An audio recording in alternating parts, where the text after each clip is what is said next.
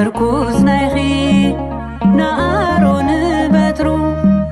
ማይደረ መለኮት ምዃንኪ ኣሚና ከም ሓራ ሰማያት ቆምና ንምስጋና ኣብርሂ ጽዮን ረዳይትና ኣብ ቅድሜኺ ብጻዕቅን ዘማሪና ፀሓይ ክብሪ ያዕቆብ ኣኽሱም ዘሓረኺ ጽዮን መጸጊዒት ትምክሕትና ኢኺ ኣብርሂ ጽዮን ረዳይትና ኣብ ቅድሜኺ ብጻዕቅን ዘማሪና ፀሓይ ክብሪ ያዕቆብ ኣኽሱም ዘሓረኺ